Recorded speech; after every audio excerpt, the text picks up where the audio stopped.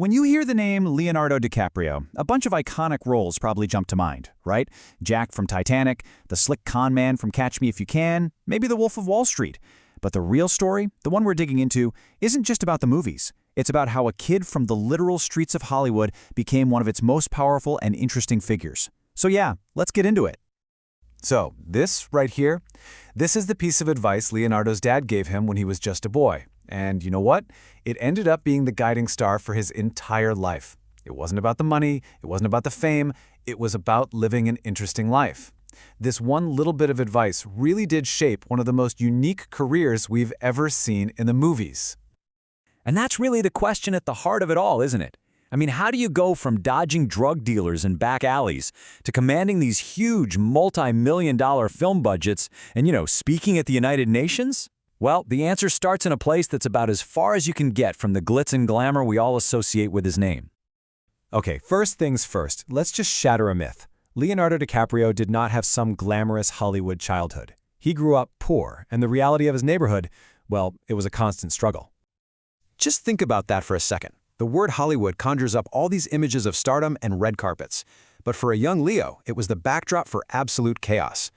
He's talked about seeing some truly rough stuff in alleys, even getting cornered by a man with needles when he was only 5 years old. This place wasn't a launch pad for a movie star. It was something he had to escape.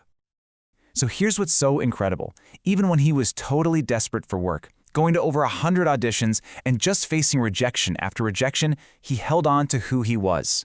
An agent told him to change his name to Lenny Williams. Can you believe that? For a year and a half, he was basically jobless. But he would not become Lenny Williams. He was Leonardo DiCaprio, the name his mom chose while looking at a Da Vinci painting. That refusal, man, that was an early sign of the kind of conviction that would define his entire career. So after all those years of struggling, he finally broke through. But his rise to the top wasn't just one single event. It was more like a powerful two-stage rocket, one that launched him from being a respected actor to a global icon. You really have to look at his rise in two parts. On one hand, you have What's Eating Gilbert Grape.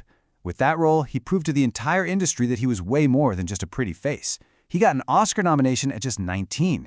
The guy had serious acting chops. But then came Titanic. And that wasn't just a hit movie, it was a full-blown cultural phenomenon that made him one of the most famous people on the planet, basically overnight. Now, after Titanic, he could have just cashed in, right? Starred in one blockbuster after another, but he did the exact opposite. He made a very deliberate, very strategic choice to build a career based on artistry, not just celebrity. Think about it. He never joined a superhero universe or a big pre-branded franchise. Instead, he basically became his own franchise. And how'd he pull that off? Simple. By working with the greatest directors alive.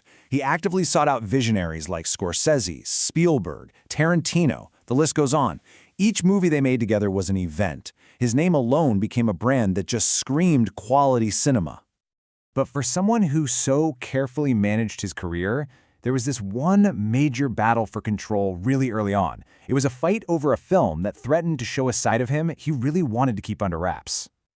Yeah, this film, Dawn's Plum, was this low-budget, black-and-white thing he made with some friends, but as he and Tobey Maguire started to get famous, they got really worried that the movie's raw, improvised, and reportedly pretty misogynistic content could seriously damage their public images. What followed was a huge, years-long legal battle that basically buried the film in North America. It just goes to show how far he was willing to go to protect the story he was building for himself. That intense drive to control his own narrative also defined his work, especially as he chased the one thing that always seemed just out of his reach, an Oscar. The number of acting nominations he got before he finally won? 6. 6 times! Year after year, the critics loved him, the movies were hits, but the industry's highest honor just kept slipping through his fingers. And then finally, for The Revenant, it happened. The whole world was watching him accept that Oscar. But in that huge moment, with millions hanging on his every word, he didn't make it all about himself. Nope, he used that platform. He pivoted from his own personal victory to a global crisis, and that really marked a whole new chapter in his public life. That Oscar speech wasn't just a moment, it was a mission statement. It signaled this big shift from building a career to building a legacy. He started to leverage his insane level of fame and all his resources for a cause he's been passionate about for decades, the environment. And listen, this was not some sudden interest. His commitment started way before it was trendy.